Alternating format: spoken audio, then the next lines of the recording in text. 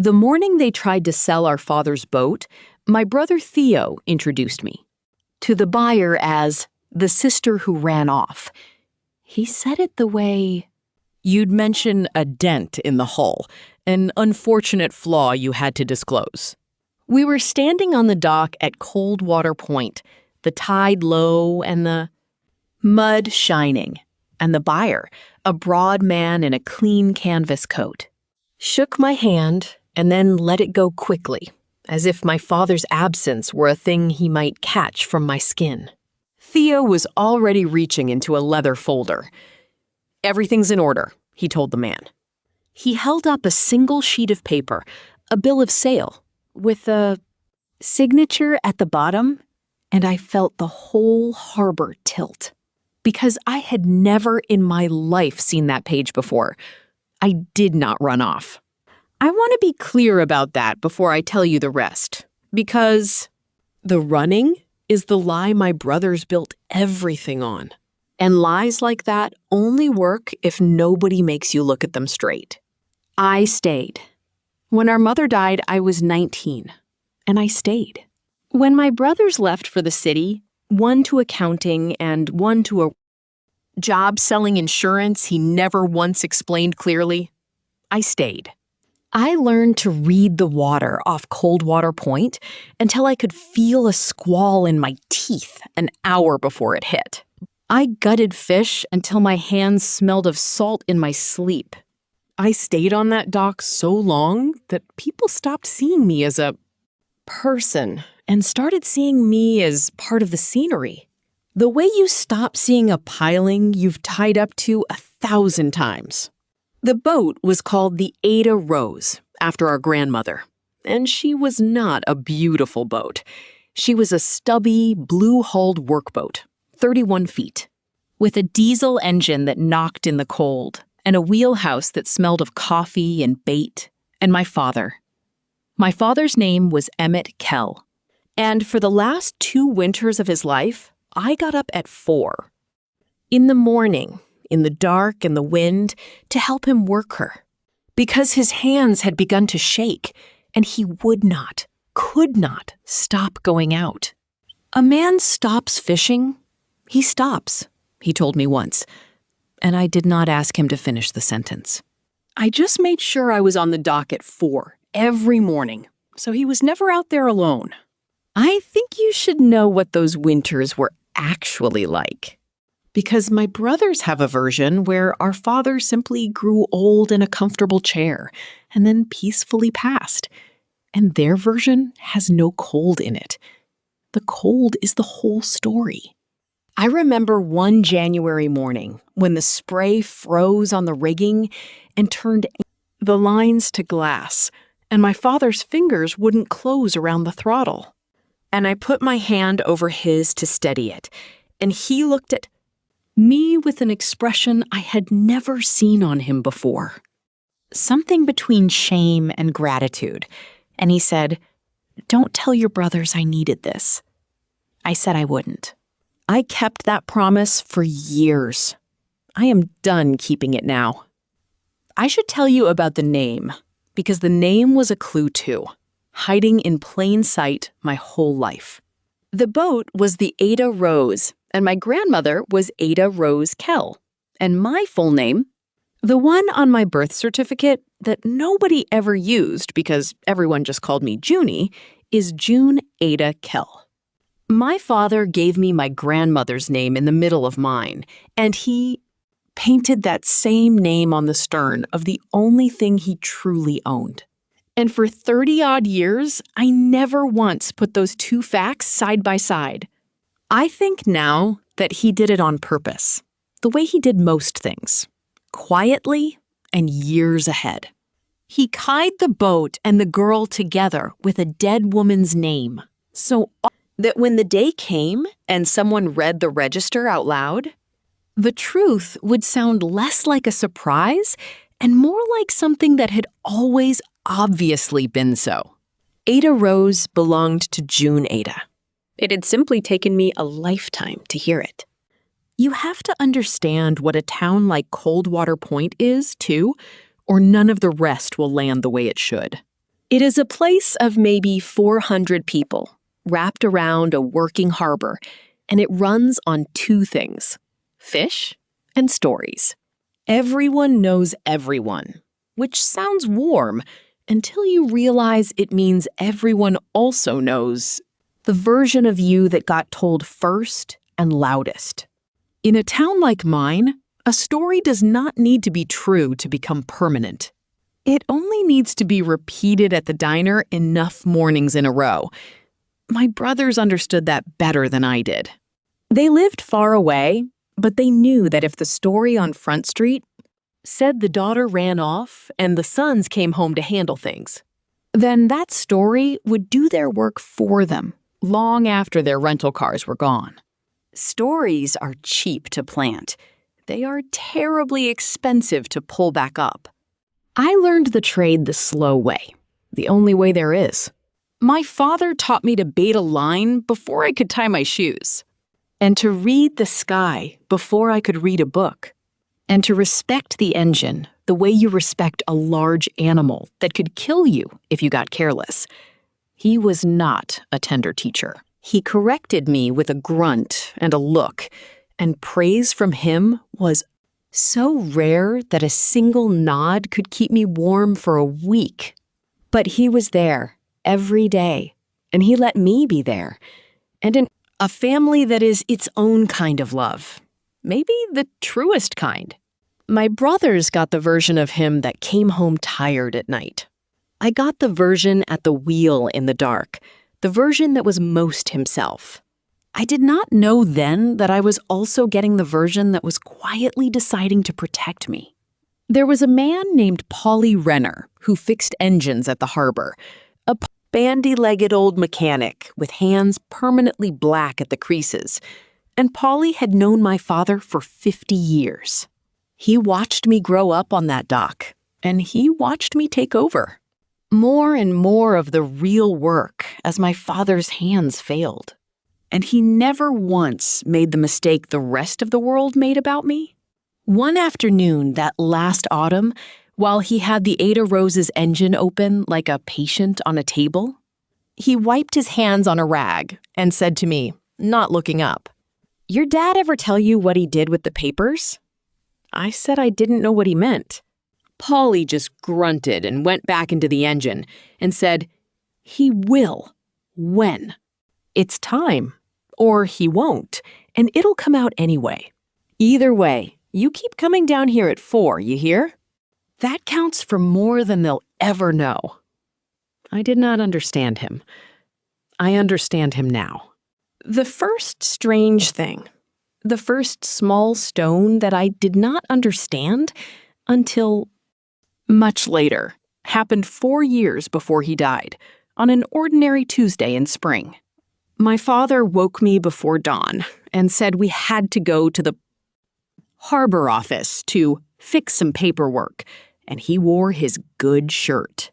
The gray one, with the collar he only put on for weddings and the bank. I remember thinking it was odd because my father hated offices the way cats hate water, and here he was, buttoning his good shirt for one. We drove into town and sat across a wooden desk from Sylvia Marsh, the harbor master, and my father signed things. And Sylvia stamped things with a heavy brass stamp that made a sound like a door closing. I sat in the corner and read a fishing catalog. Nobody told me what I was witnessing. I was witnessing my father decide who I was. Afterward, he took me to the diner on Front Street and bought me eggs and coffee, which was, for him, an enormous gesture. And he was quiet in a full way, not an empty one. Halfway through the eggs, he said, out of nowhere, "The boat knows whose hands." I laughed and asked what that was supposed to mean. He didn't laugh back. He said, "You'll understand it when you need to." Then he ate his toast. And we went back to work, and I forgot about it. The way you forget a sentence someone says on an ordinary day, filing it under the thousands of ordinary sentences that make up a life with a person. I did not know I would be unfolding that sentence years later, like a map. I have gone back to that diner morning so many times in my mind that I have worn it smooth, like a stone in a pocket. I remember the waitress, Dot, refilling his coffee without being asked, and the steam on the window. And the way my father folded his good shirt collar down, as if it had been choking him the whole time in the office. I remember thinking he seemed lighter, as though he had set something down. I put it to the strangeness of him having sat still in a chair for an hour, which for my father was a form of hard labor. But that was not why he was light. He had just made sure that the one true thing he owned would go to the one person who had earned it. And he had done it without a single argument, without a Christmas scene, without giving anyone a chance to talk him out of it. He walked out of that office having quietly won a fight nobody else even knew was coming. My father did not talk about death, but he prepared for it the way he prepared for weather, without drama, checking the lines. In the last year, he began teaching me things that had nothing to do with fishing, and I did not notice the pattern until much later. He showed me where the boat's title documents were kept, in a tin box under the bunk, wrapped in oilcloth against the damp. He made me read out the hull identification number and match it to the logbook, twice. So you'll know it's the same boat and not some paper somebody waved at. You. He was, I realize now, building me a set of instincts, a way of checking, so that when someone one day laid a false document on a table, I would feel the wrongness of it before I could even explain why. He was teaching me to catch a lie the way he'd taught me to catch a squall by the feel of it in my teeth. My brothers, meanwhile, became successful in the smooth, portable way that lets a person live anywhere and belong nowhere. Theo did well in the city. He wore watches that cost more than the Ada Rose earned in a season. And he spoke about our town in the past tense, even while our father was alive in it. My younger brother, Daniel, followed Theo the way he had always followed Theo. And between them, they built a story where they were the ambitious sons who got out, and I was the daughter who couldn't leave, which sounds almost tender. Until you realize it is a way of calling someone small. They came home twice a year, at Christmas and in August, and each time they were surprised, freshly surprised, that the boat still existed and that I still smelled of it. Here is the second small stone. In those years, my father made me the keeper of the logbook. This was not a casual thing on a working boat. The logbook is where you write the catches, the weather, the engine hours, the repairs, the money. He had always kept it himself, in his cramped, slanted hand. But somewhere in that last stretch, he began saying, "You write it, Junie." And he would watch me write, and sometimes he'd tap the page and say, "Put the numbers in, always the numbers." So I wrote the numbers. I wrote the registration number of the Ada Rose across the top of every new logbook we started, because he insisted. A long string of letters and digits that I copied so many times, I could recite it in my sleep. I thought he was just being particular. Old men get particular. I did not know he was teaching me to remember a fact that would one day save me. My father died in October, on a still gray morning, with no wind at all, which felt wrong for him, like the weather hadn't gotten the message.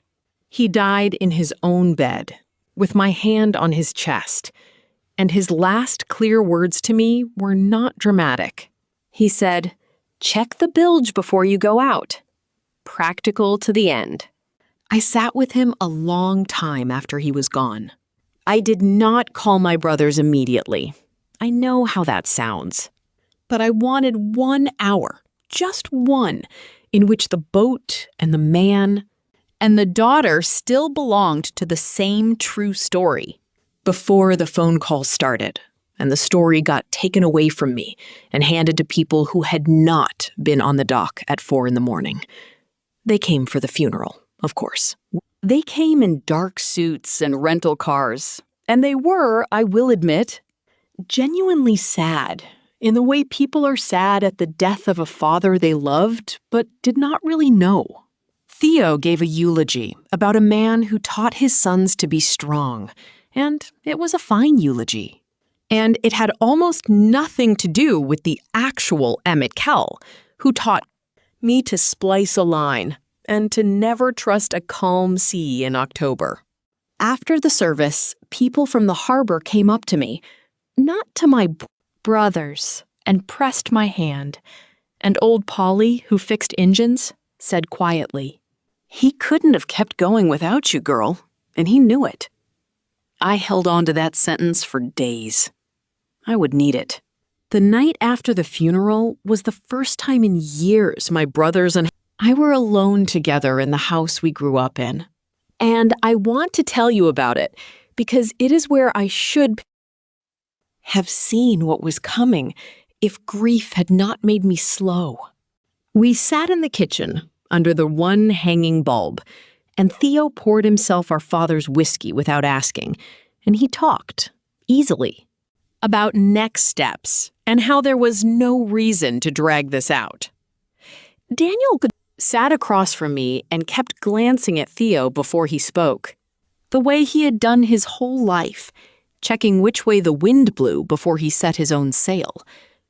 At one point I said, quietly, "The boat stays, whatever we do with the house." "The boat stays, and I keep fishing her." Theo smiled at me the way you smile at a child who wants to keep a stray dog. "We'll see, Junie," he said. "Let's be practical." Practical. In my family, that word has only ever meant do it my way and feel grateful. I lay awake that night in my childhood bedroom, listening to the harbor bell out on the point. And something Polly had said turned over and over in me. "Your dad ever tell you what he did with the papers?" I did not know yet what it meant, but I knew it meant something. And I knew that my brothers, downstairs finishing our father's whiskey, did not know it at all. There is a particular loneliness in being the only one in a house who suspects the ground is not shaped the way everyone thinks. I did not sleep. I got up before dawn out of pure habit, 4 in the morning, the old time. And I walked down to the dark harbor and I sat on the Ada Rose in the cold. And I put my hand on her wheel where his hand had been. And I said out loud to no one, "What did you do, Dad? What did you leave me?" The boat, of course, did not answer, but the boat knew. He had told me that himself. The third stone dropped 2 weeks after the funeral, and this one I felt. Theo called a family meeting at the house, and he came with a folder. One of those slick, zippered folders that people who work in offices carry to make ordinary paper feel like law.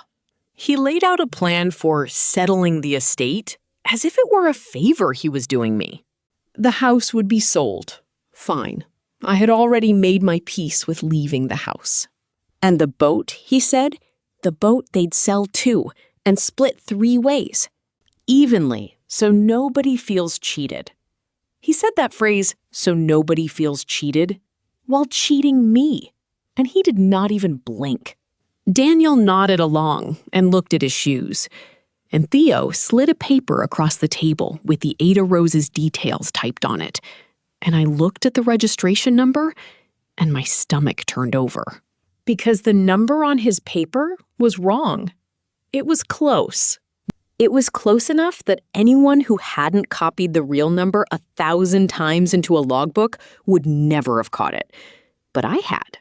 2 digits were transposed, and a letter was off, and I sat there staring at it while Theo talked about closing costs, and a very clear thought arrived in me. This paper was not made from the boat's real record.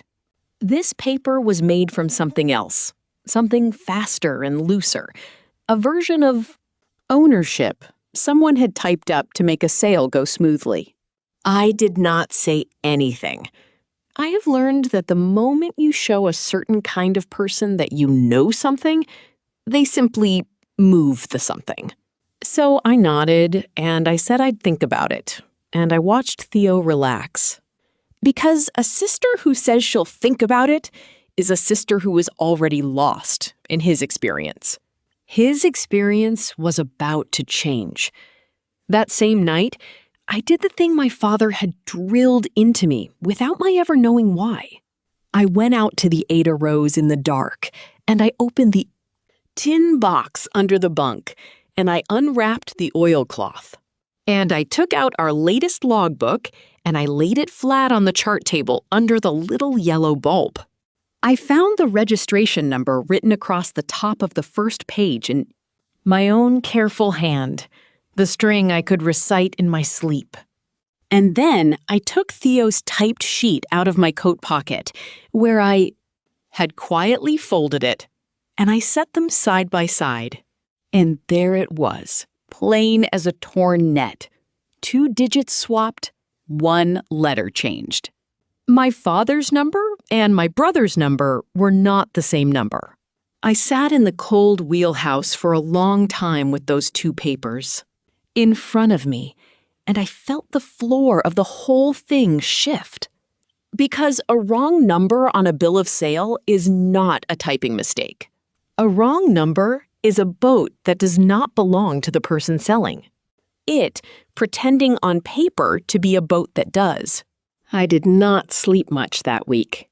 I would lie down and my mind would start walking the harbor, checking things, and I could not make it stop. I kept coming back to a single hard question. If the number on Theo's paper was wrong, then where had he gotten it? And why was he so confident? Confident men are the ones you have to watch, my father used to say. Because a confident man has usually already done the thing he shouldn't. Theo was very confident. He was closing costs 3 ways evenly so nobody feels cheated confident.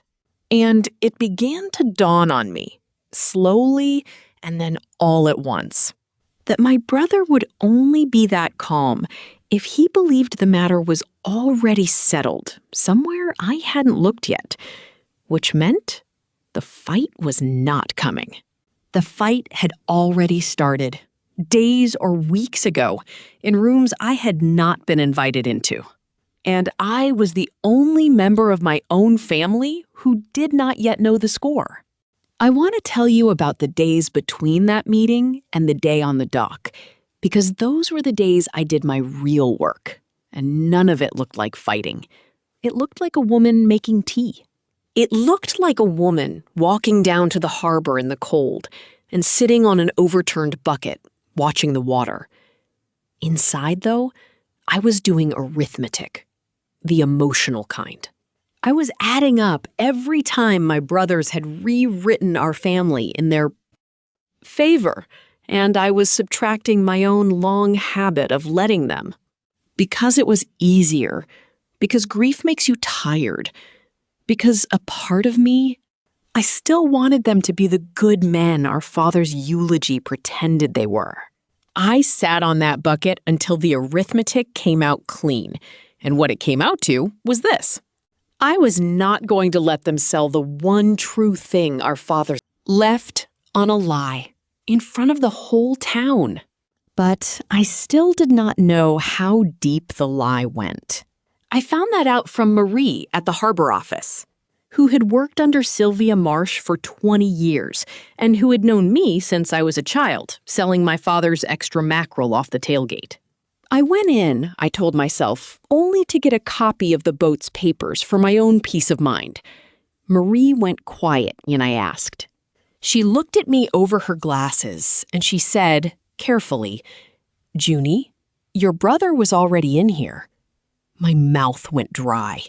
She said Theo had come in 10 days earlier, before the family meeting, asking to transfer the vessel, and that he'd been very confident, and that of The deposit had already been paid by the buyer, a man named Halverson, into an account against a bill of sale my brothers had drawn up and signed. Signed as owners. A sale of my father's boat was not a plan. It was already halfway done. That was the moment the ground moved under me. The moment I understood the betrayal was bigger than I had let myself believe. It was not just that my brothers were going to sell the boat without asking me. It was that they had gone behind everyone, invented an ownership that did not exist on paper, taken a stranger's money on it, and told that stranger and the harbor, and probably each other, a clean little story. That Emmett Kell's estate was theirs to divide, and that the daughter, the one who ran off, would be handled. Handled. I stood in that little office with the smell of old coffee and diesel and rubber stamps, and I felt something I had been too sad and too tired to feel for 2 weeks. I felt anger, but underneath the anger, steady as a keel, I felt something better. I felt certainty. Because Marie said one more thing. She lowered her voice, even though it was just the two of us, and she said, "You know Sylvia has the registry. The real one." And she looked at me in a way that told me she remembered a spring morning 4 years earlier. A man in a gray goods shirt, a heavy brass stamp, coming down like a door closing. Marie remembered what I had been too young and too bored to understand. My father had not gone to the harbor office that day to fix paperwork. He had gone to change the registered owner of the Ada Rose. He had put the boat in my name, quietly, 4 years before he died. And he had stood a witness while Sylvia Marsh stamped it. And then he had bought me eggs and told me the boat knows whose. Hands. And let me forget, because he trusted that when I needed to remember, I would. I asked Marie, carefully, because I needed to hear it out loud from someone who was not me. So the bill of sale my brother is holding, the one with the deposit already taken against it, that paper says the boat is his to sell. Marie nodded, unhappy. And the harbor's own book, I said. The registry? That says something else. Marie was quiet for a moment. And then she said the thing that has stayed with me ever since. Junie, the bill of sale is a paper about what somebody wants. The registry is the record of what's true. A man can write down anything he wants. He cannot change what's true just by writing over it. She said it flatly, a clerk stating a rule. But to me, standing there with my father, 2 weeks in the ground, it landed like scripture. What somebody wants and what is true. My brothers had the first. My father, careful to the last, had left me the second. I walked out of the harbor office into the cold, and I stood on the quay, and I let it all arrange itself in my head. Theo had come here before the family meeting, before he ever sat at our kitchen table saying, "So nobody feels cheated." He had already told a buyer the boat was his. He had already taken money. He had already signed his name as owner over a wrong number. He must have copied off some old scrap without ever checking. Because it did not occur to him that anyone would check. Because in his story, the daughter who ran off was a loose end, not a person who could read. And the whole plan, the whole confident closing costs plan, rested on one thing being true that was not true. It rested on nobody ever opening the book. That was the thread. And I was going to be very careful and very quiet. And I was going to make sure the book got opened in the one place my brother could not follow it, into the dark and change it. I did not run home and confront my brothers. I want you to understand why. Because the why is the whole difference between what I did and what they would have done. If I had waved my knowledge around in the kitchen, Theo would have found some new paper, some new angle, some smooth explanation. Men like my brother do not lose in private. In private, they simply rewrite. They only lose in the one place they cannot control the story, which is in the open, in front of witnesses, against a record they did not make. So I went instead to Sylvia Marsh, not to plot, just to ask one honest question and to tell her one honest thing. That a sail was moving on the Ada Rose, and that I wanted to know, plainly, whose name the harbor's own book said the boat belonged to. Sylvia Marsh was near 70 by then, a small woman with a face like weathered oak and a handshake that could crack walnuts.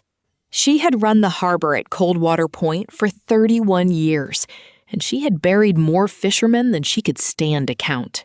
And she had loved my father in the flinty way that old harbor people love each other, without ever once saying so. I sat across the same wooden desk where I'd read a fishing catalog as a girl, and I told her what was happening. She listened without moving. When I finished, she was quiet for a long moment, and then she stood. And she went to a shelf and she took down a large bound book. The Harbor Registry, cloth-covered and swollen with age, and she set it on the desk between us. She did not open it. She just laid her hand flat on the cover, like you'd lay a hand on someone's chest to feel if they were breathing. And she said, "Your father was a careful man, Junie. Careful men leave things in order. Come to the dock on Saturday." Saturday was the closing. Halverson, the buyer, was a decent man. I knew that now, and it mattered to me. He was not a villain. He was a working fisherman from up the coast who wanted a good, sturdy second boat and who had been told by two well-dressed brothers with a signed bill of sale that the Ada Rose was theirs to sell. He had paid a deposit in good faith. He did not deserve to be the tool of my family's lie, and I did not want him hurt in the fixing of it. This is a thing I had decided on the bucket by the water. Whatever justice came, it would land on the people who earned it, and not 1 inch further. I was not going to burn the harbor down to get my boat back. My father would have been ashamed of that, and rightly. I did do one small kindness before Saturday, and I have never regretted it. I found out which boarding house Halverson was staying at up the coast, and I did not call him, and I did not warn him off. Because that would have been my word against my brother's paper, and I had learned by then how that goes. But I left a message with the harbor, with Marie, that if Mr. Halverson wished to see the vessel's full history before he paid the balance, the office would be glad to show him the registry on Saturday, in front of everyone. No charge. Standard practice. That was all. I did not tell a single lie. I did not accuse anyone.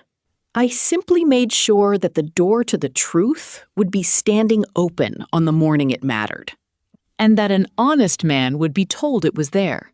My father did not win his fight by shouting. He won it by making sure the record would be in the room. I was only finishing what he had started 4 patient years before. The last thing I did the night before was clean the boat. This sounds like a strange thing to do the night before the fight of your life, and maybe it was. But I could not sleep, and my hands needed work.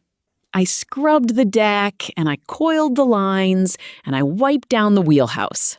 And I took the tin box out from under the bunk one more time. And I made sure the logbook was in it, wrapped in its oilcloth, safe. I sat there in the dark, with the smell of diesel and salt and my father all around me. And I was not afraid, which surprised me. I had expected to be afraid. Instead, I felt the strange, level calm you feel when you have finally stopped. hoping a bad thing is not true, and started simply preparing to meet it. Whatever happened on that dock in the morning, I would meet it standing on my father's deck, in my father's jacket, with my father's number written in my own hand, and that was more than my brothers would ever have. They had a wrong paper. I had the truth, and I had the man who had left it to me standing invisible at my shoulder. So on Saturday, I walked down to the dock in my father's navy jacket, the one that still fit me because we were the same across the shoulders. And I did not hide, and I did not shout. The tide was low, the mud was shining, and the light was that thin gold you only get on the coast in late autumn. My brothers were already there with Halverson and a folding table set up on the planks. Papers held down against the wind with a coffee mug and a rusted shackle. Theo saw me coming, and his face did a small, ugly thing. A flicker of irritation quickly buttoned into a smile. "Junie," he said, warm as a salesman, "I'm glad you came. It's good for you to see it done properly." That was when he turned to Halverson and introduced me as the sister who ran off. That was the sentence I opened this whole story with. Now you know everything that was standing behind it. I shook Halverson's hand. I said, "I didn't run off, Mr. Halverson. I fished this boat with my father until the morning he died." I said it quietly, no drama. And I watched a small confusion cross the buyer's honest face, because that was not the story he'd been sold.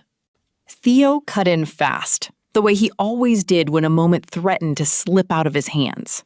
"Junie's had a hard time," he told Halverson in a low, confiding, man-to-man voice. "She was very close to Dad, and she's not really been herself." He touched his own temple, just slightly. A small, ugly gesture that said, without a single actual word, that his sister was not quite right in the head. That was the moment I stopped feeling sad about my brother and started feeling something colder and clearer.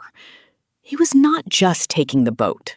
He was, right there on the dock, in front of a stranger, quietly taking. My mind, too, painting me as a grieving woman who could not be trusted, so that anything I said next would sound like weather instead of fact. "I've been myself every morning at 4 for 2 years, I said, still quiet, still even.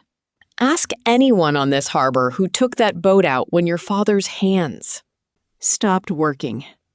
I let my eyes go around the dock to Polly, who had drifted down with a rag still in his black hands, to Marie in the office window, to the 2 other skippers who had wandered over, the way people do when they smell something about to happen. Nobody contradicted me. Polly said, loud enough to carry, "That's the truth, and every man here knows it." Theo's smile flickered. He was used to being the most convincing person in any room, but this was not a room. This was the harbor, and the harbor had watched me grow up. And the harbor was not going to take a stranger's word over what it had seen with its own eyes at 4 in the morning. Theo laughed and said something about grief making people say things, and he reached for the bill of sale to move things along. And it was right then, on cue, as if she had been waiting for exactly this beat, that Sylvia Marsh came walking down the dock in her oilskin coat with the big cloth registry under her arm. The planks knocked under her boots. Everyone turned. And the wind, which had been picking at the papers on the table all morning, seemed to me to go still. "Before any money changes hands," Sylvia said, in the flat, carrying voice of a woman who has ended arguments on this dock for 3 decades, "the harbor confirms the registered owner. That's the rule. That's always been the rule." Theo said, smooth and fast, "Of course, Sylvia, I have the bill of sale right here." And he held it up, that single sheet, the wrong number, the confident signatures. Sylvia did not take it. She set the registry down on the folding table, right on top of the coffee mug and the shackle, and she opened it. The sound of that old spine cracking open was the loudest thing on the dock. She turned the heavy pages, slow, licking her thumb, and she found the line. And she put her finger on it, and she looked up, not at Theo, but at the buyer, at Halverson, because he was the man who deserved the truth.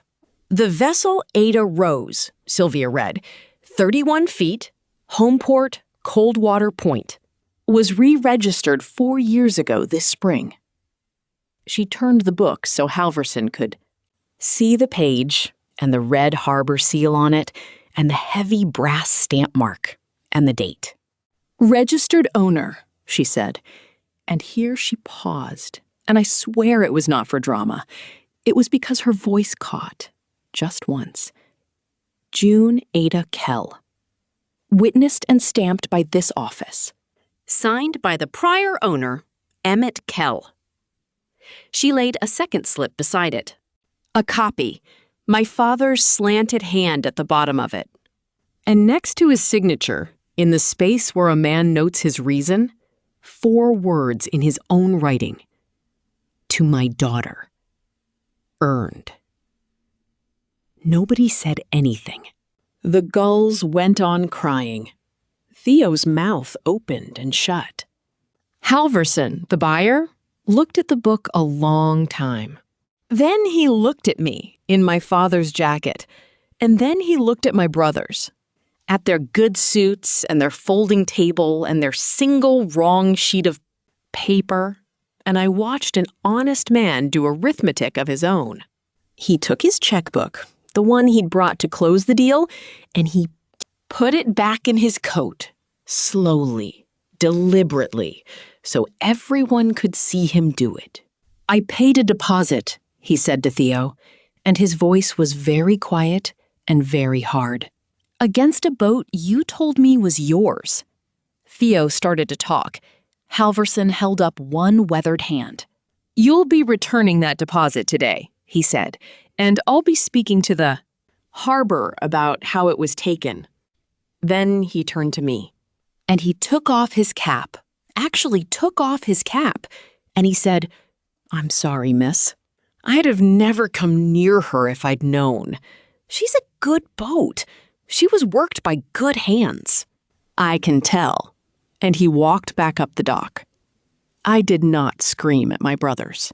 I have imagined that scene many times since, the one where I finally let them have every cold word I'd swallowed for 20 years. And I'll tell you honestly that it would have felt wonderful for about 10 seconds. But my father was standing all around me, in the boat and the water and the brass stamp and the 4 words in his own hand, and my father did not scream at people. He outlasted them. He left things in order. So I looked at Theo, who had gone a strange gray color, and I said the only thing worth saying. I said, you told the whole harbor I ran off. You told them so it would be easy to sell the one thing that was already mine. I let that sit. Then I said, I'm not going to make you pay for it. The book already did. Daniel was crying. Of the 2 of them, Daniel had always been the follower, the one who went where Theo went because he was afraid of being nowhere. And he stood on that dock with tears on his face, and he said, Junie, I didn't know he'd put it in your name. I swear I didn't know. And the awful thing, the true thing, is that I believed him. He hadn't known. That was almost worse, because it meant he'd been willing to sell my birthright on nothing but Theo's word and a lie about me, without ever once checking, without ever once thinking that the daughter who stayed might have earned something the sons who left had not.